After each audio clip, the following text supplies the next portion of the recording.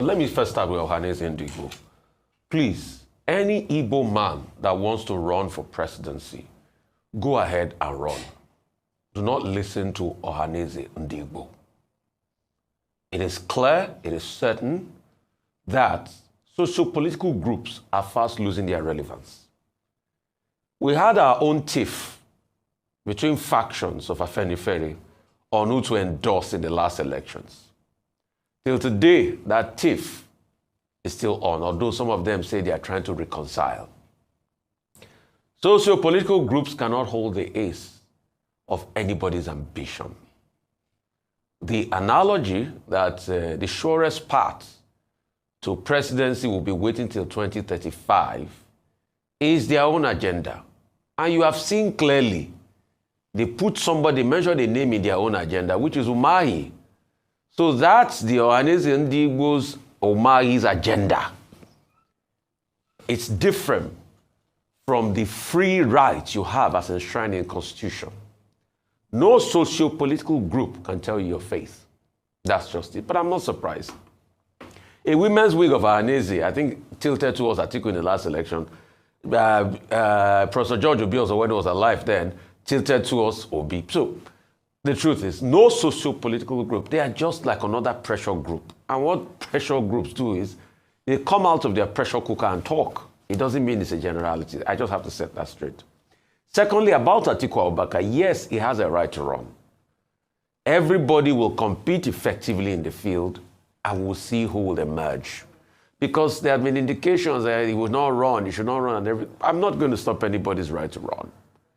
But I'm also going to say some things this morning. Number one, we have to say it the way it is. If you have candidates in this coalition that can't come together because of their ambition, definitely it will fracture the coalition in such a way that it will make it an easier ticket for President Tinubu. So while all of them are jostling to have capacity, in the emergence of a particular candidate, it is in their best interest that they work together. If they don't work together, they make it easier. And that's just it. It shows from history, it's better to have a coalition of forces to fight against an incumbent. It's not today we've been doing it. In 1999, we did the same. Rufai and March in Kafi, NPP, and what's it called, the Alliance for Democracy had to come together to fight the march of Olusegun Obasanjo. The APC also reprised that with the coalition of APGA and other political parties, and even some people out of the PDP coming together to be able to fight incumbent President Goodluck Jonathan then in 2015. It's better off that way because you have a better footing and you have a coalition of forces to pretty much do that. But in the case where there's an emergence of a candidate from the coalition and there's a division, it makes it easier for President Tinubu. And trust me, President Tinubu will not sit down and allow you come together. He doesn't even want it in the first place because he's a politician and he also wants to win. That's just my bit about that. Let me deal with the AGC and Atiku Abubakar topic. Now, Professor Olateju was the name of the gentleman who represented the ADC at the defection of PDP chieftains in Lagos. Over 5,000 of them were said to have defected over the weekend, received by Rauf Aregbesola comrade, diffusing, potting into the fold of the ADC.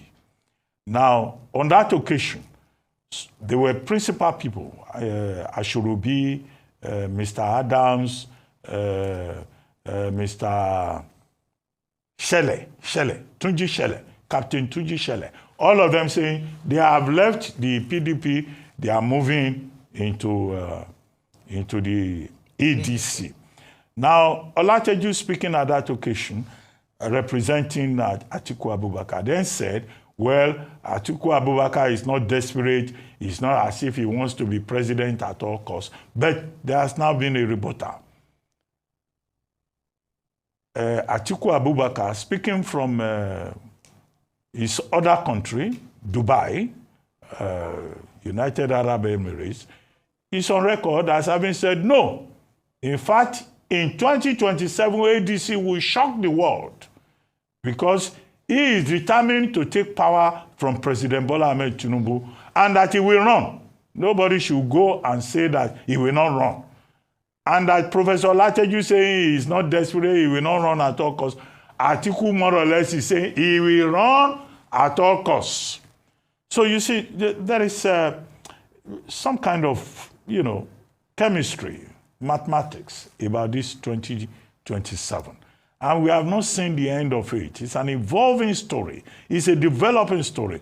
After all, over the weekend, President Obasanjo was quoted by Leadership newspaper as preparing to publish a book very soon, Nigeria, Past and Present, in which he said, according to Leadership, I'm not the one saying so, Leadership says that President Obasanjo says that President Buhari is the most incompetent person that ever showed up in the presidency of Nigeria, and that President Tinubu is following very closely.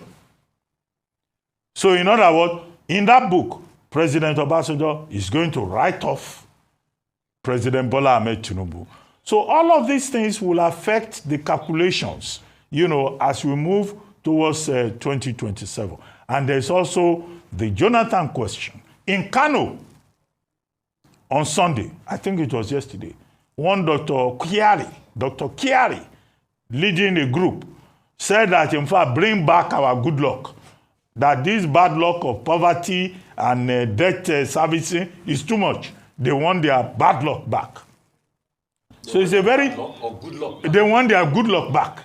So it's a very fluid situation as we look at this developing story. So Atiku saying he wants to come back. Well, Dr. Kiari of the Bring Back Our Good Luck group in Kano that met at the Aminu Kano Center yesterday said that Atiku Abubakar and every other person, Peter Obi, Kwankwanso, they should all go and sempe. That's not an English word. They should all just give up and allow President Jonathan to lead, the struggle against Bola Ahmed Tinubu. But what I don't understand is this construction of Nigerian politics in personal terms, in these Manichaean terms. It didn't help us previously. I don't see how it will help us this time. All right, let me start with the ADC story and former Vice President Atiku Abubakar now confirming that he will throw his hat in the ring. So perish any thoughts or doubts that he would not perhaps be vying for the ticket of the ADC, newly formed coalition of the ADC. He said he will do so. Also, he's also mentioned that the ADC will shock the world in 2027, and they are building a very powerful coalition.